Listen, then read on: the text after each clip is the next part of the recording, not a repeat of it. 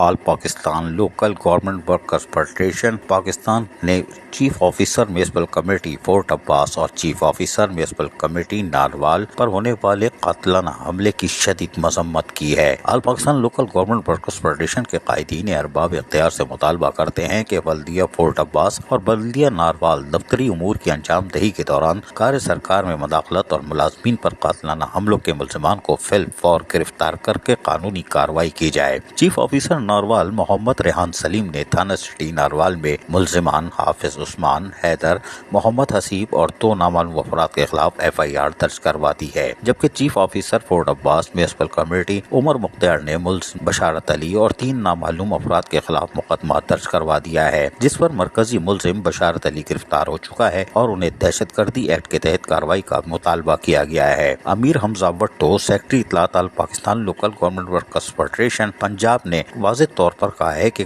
ملزمان کو مکمل طور پر گرفتار کیا جائے اور ان کو قانونی طور پر کارروائی کر کے قرار واقعی سزا دی جائے، جبکہ چیف آفیسر ناروال محمد ریحان سلیم کی جانب سے تھانہ سٹی ناروال میں درج کرائی گئی FIR بھی آپ دیکھ رہے ہیں۔ تاہم اسکرین پر وہ گاڑی بھی دیکھ رہے ہیں جس پر قاتلانہ حملہ کیا گیا، جس میں بلدیاتی افسران سوار تھے۔ All Pakistan local government workers federation Punjab کے ساتھ ساتھ سندھ میں بھی بلدیاتی یونین سراپا احتجاج ہیں اور ان کا کہنا ہے کہ اس معاملے پر کسی قسم کی کوتاہی برداشت نہ کی جائے، اس لیے کہ چیف آفیسر ناروال اور چیف آفیسر فورٹ عباس پر حملے کی اور فائرنگ اور سرکاری کام میں مداخلت پر ہم بھرپور مذمت کرتے ہیں۔ عزیز عارف، KBS بلدیاتی نیوز۔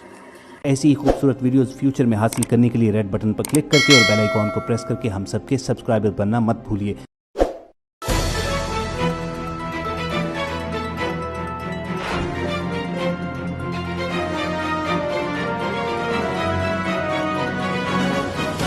KBS بلدیاتی نیوز۔